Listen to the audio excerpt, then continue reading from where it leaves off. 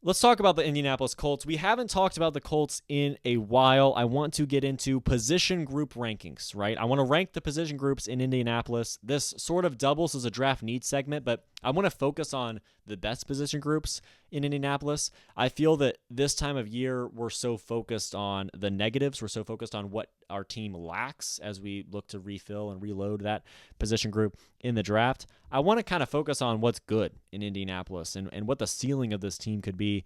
We'll go top to bottom. The position groups that we're ranking here are quarterback, running back, offensive line, wide receiver and tight end go together. We'll call them pass catchers.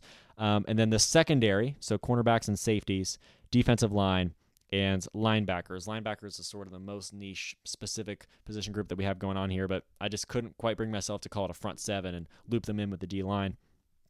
The number one position group in Indianapolis is, in my opinion, the pass catchers in wide receiver and tight ends. At wide receiver specifically, they've got Alec Pierce, Michael Pittman Jr., Josh Downs, and then A.D. Mitchell, Ashton Dulin. It's an awesome group. I love the receivers in Indianapolis.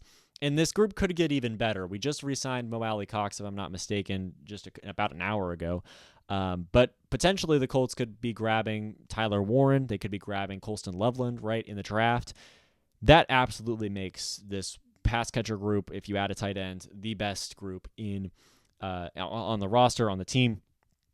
Now, the question is whether or not they have somebody to throw them the ball, and that's going to be something that we wait and see about, and we'll speak on that a bit later in the segment. Running back is the number 2 position for me. Jonathan Taylor is obviously great. We'll see what his future in Indianapolis looks like, but Jonathan Taylor is obviously awesome. Khalil Herbert, I think, was a very quality add in the offseason. I think that a lot of people forget about that. We, of course, acquire him from Chicago, a great running back number 2, and this, I think, solidified the idea that the Colts are not going to make a move for Ashton Genty or something outrageous. Maybe you see a Cam Scatabo draft later down the line in the later rounds, something like that. But Indianapolis, I don't think needs a running back. I think it's the number 2 position group in terms of depth and overall quality with Jonathan Taylor and Khalil Herbert. I'm very excited about that. And that sort of shapes up the idea that the offense, in terms of skill position players, is looking pretty good. And obviously, later down the list, we'll have offensive line and quarterback, which sort of provides the counteracting point in that way. Cornerback and safety is my number 3 position group in Indianapolis. They made some big-time moves, and I loved the add of Charvarius Ward and Cam Bynum in the offseason. And also with Lou Anarumo, we could potentially be seeing some more nifty, fascinating, intriguing, compelling defensive schemes, especially in the secondary, especially when it comes to pass defense. I love to see it. Lou Anarumo, when he had great players in Cincinnati, was great, and he led that defense to a Super Bowl just 2 years after having the number 1 pick in the draft. I wouldn't be surprised if we see a similar greatness of defense and pass defense with Indianapolis and Lou Anarumo now that we have given the Colts and now that we've given Anarumo great talent in pass coverages with Bynum and Charvarius Ward. We stole Anarumo. We really did. I cannot believe the Bengals fired him. The story there is really Anarumo's awesome with an awesome defense, and then they go to the Super Bowl and they lose, obviously, and then they lose all their defensive players, and obviously Anarumo struggles as defensive coordinator, and then they fire him, and now he's on the Indianapolis Colts, and the Indianapolis Colts have given him great players. We potentially see a Super Bowl caliber defense performance with Lou Anarumo, which I'm thrilled by. That's paired with a number 4 on the roster defensive line group, in my opinion. It's a star-studded D-line, even without making a move for Myles Garrett, right? You've got Kwity Paye, you've got Grover Stewart, you've got DeForest Buckner, you've got Samson Ebukam, right? This is a defensive line that I think is incredible.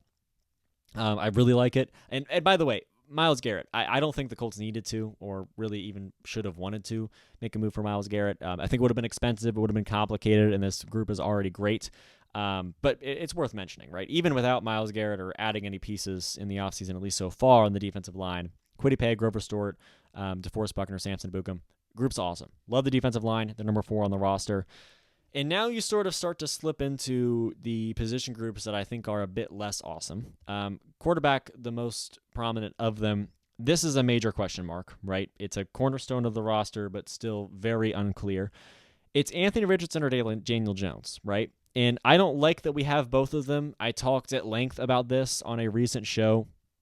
that I'm interested to see the development between the two of them, but I'm hesitant about the idea to add Daniel Jones to the roster. I think that this has to be the last season of Anthony Richardson if he struggles, but we have to give him full control, right? If this season goes off the rails under Anthony Richardson, then we know that Anthony Richardson is the guy that obviously needs to lead the program, right? He's not the quarterback that we're looking for to win a Super Bowl with. If this season, if we put all our eggs in the basket of Anthony Richardson and it goes off the rails, at least we are absolutely sure that Anthony Richardson is not the guy. But bringing in Daniel Jones, I think, makes things complicated. And while I understand the idea that potentially increasing competition for Anthony Richardson is a good thing, I don't like that Daniel Jones potentially on a 1-year deal. If Anthony Richardson starts the year and then, or if Daniel Jones starts the year and then struggles, Anthony Richardson steps in and the Colts miss the playoffs by a game, and we don't fully know where to place the blame. If the blame's distributed between Jones and Richardson and potentially some other factors as well, then we don't really know where to move forward with Anthony Richardson or with Daniel Jones, with both, with neither. We really don't know what to do. I want to put all the eggs in the basket of Anthony Richardson and see where it goes. And if it succeeds, great. If it fails, then we know exactly what to do in the next offseason. After we made the decision to keep Anthony Richardson around for one more year, I think that's the best decision. And clearly the Colts disagree, and that's a question mark for me. I don't love it. I don't think either one is accurate enough or has a strong enough arm or is a strong enough of a presence in the locker room. I don't think that either one of these quarterbacks have everything that we want them to have. And if someone does, I think it's Anthony Richardson, and that's why it frustrates me that we're not going all in on him right now. That's just my opinion. Quarterback is, in my opinion, the 5th best position group out of these 7.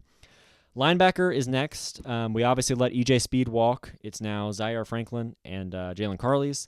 I think that linebacker position a little bit weak, maybe. Not quite enough depth, maybe not quite enough experience there. We'd love to see an add at linebacker moving forward throughout the rest of the offseason. And the offensive line has a lot of questions. We obviously have the Braden Smith story, which was very sad and very, very important to read, I suppose. We see Will Fries walk. We see Wesley French walk, right? There's major concerns about the offensive line to me, even with Quentin Nelson, and I don't think that's being talked about enough. So in the draft, right, we'd love to see a tight end, but honestly, in some ways more than that, we'd love to see some offensive line play. We'd love to see some linebacker depth. Other than that, I think this is a playoff roster if the quarterback position pans out, and that's, of course, the primary issue in Indianapolis at the moment is the question of whether or not the quarterback position is going to pan out. But those are my rankings. We got wide receiver, tight ends, running back. What'd I say? We have secondary and then D-line, quarterback, and then, of course, rounding it out, we've got linebacker and offensive line.